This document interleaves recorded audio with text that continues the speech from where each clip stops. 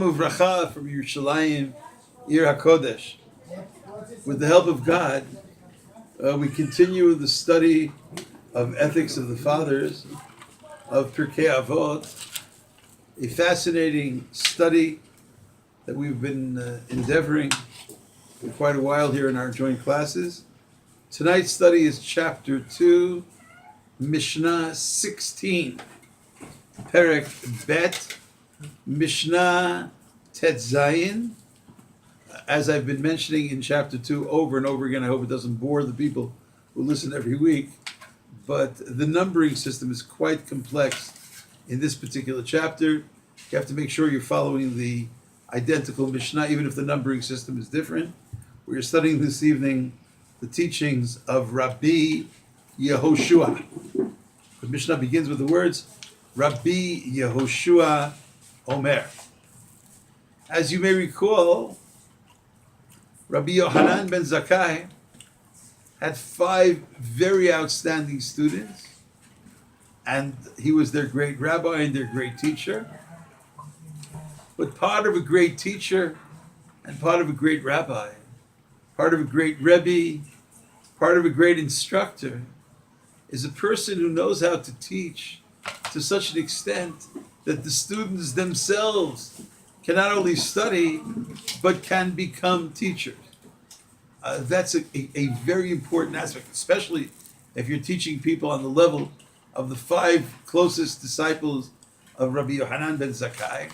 So after we studied together the challenges and the teachings of the Rebbe, of the Rab, of Rabbi Yohanan ben Zakkai to his 5 close disciples, and their responses to the questions of their rabbi, we then learn about their own teachings, their own insights of the Talmidim, who of course became some of the greatest Tannaim, some of the greatest rabbis of the period of the Mishnah. This evening's study in chapter 2, Mishnah 16, part 1. Chapter 2, Mishnah 16, part 1. We begin reading the teachings of Rabbi Yehושע. The teachings of Rabbi Yehושע. Earlier we had learned that each of these teachers taught 3 major teachings. Sometimes it's not so clear how to number it. I think in Rabbi Yehoshua's case, it's pretty straightforward. There were three major teachings in this Mishnah of the teachings of the Torah of Rabbi Yehושע ben Chananya. Stam Rabbi Yehושע in the Mishnah is Rabbi Yehושע ben Chananya. He is the famous Rabbi Yehושע of the Tannaitic period. And excuse me. And tonight he is addressing in our study various levels of negative attitudes and behaviors which can, God forbid, Chalila, lead a person out of this world. He speaks about the concept of motzi'in et ha'adam min ha'olam.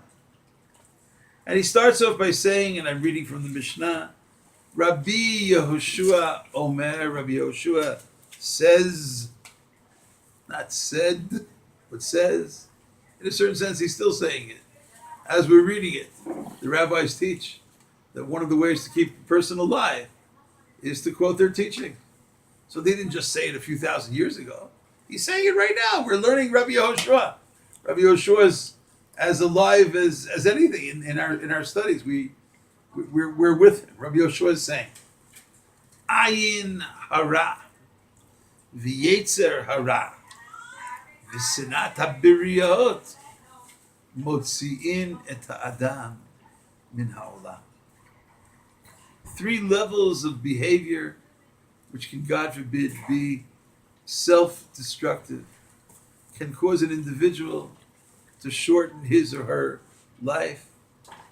The first one is ayin hara. Now those 2 words are very well known in certain communities.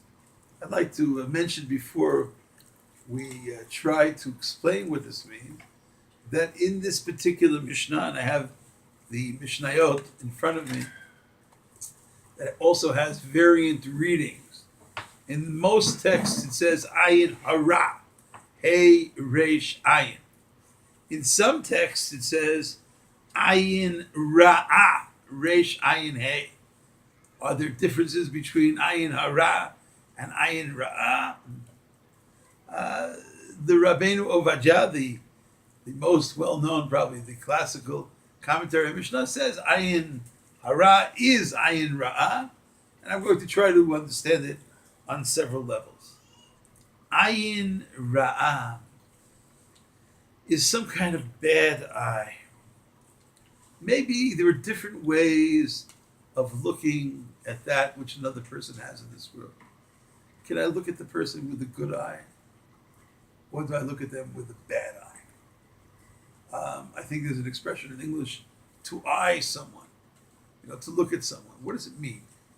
Do I look at the individual with a good eye or with a bad eye? It means, am I interested in seeing the positive in the other individual? Or no, I'm interested in seeing the negative in the other individual. That's what I focus on. Bad eye. When I'm looking, when I'm glancing, when I'm judging, when I'm summarizing someone else's being, I'm looking for that bad quality, for that negative quality, bad eye. I'm looking to find the aspect of that individual that's negative. And if someone would like to pursue such a career, they're out for great success in terms of success rate of finding something negative, because every human being on earth has something negative. So if that's what you enjoy doing, you want to follow the ayin ra'ah, you want to look for the bad in people, every single person on earth has something bad. Only God is perfect. The only problem is that we're prohibited to do that. We're supposed to look at people with a good eye. We're supposed to look at people with a positive. We're supposed to look at people with a positive way. Give people the benefit of the doubt. See the good in the other individual. I shared not long ago here in our studies a story that was very close to Henny, Zichrono Livracha. My wife loved to tell this story. I don't know where she read it, but she repeated it many times. Something about a professor who was teaching a class in psychology and walked into the room, told everyone not to talk, and just handed out papers to each person. Says, please don't say anything. Goes to the board, takes a marker, and draws a little black dot on the board. And then asks each of the students to respond by writing on the paper that which they saw, that which they see. And the overwhelming majority, if not all, wrote, we see a black dot. To which the professor responded, don't you understand that the whole board is white?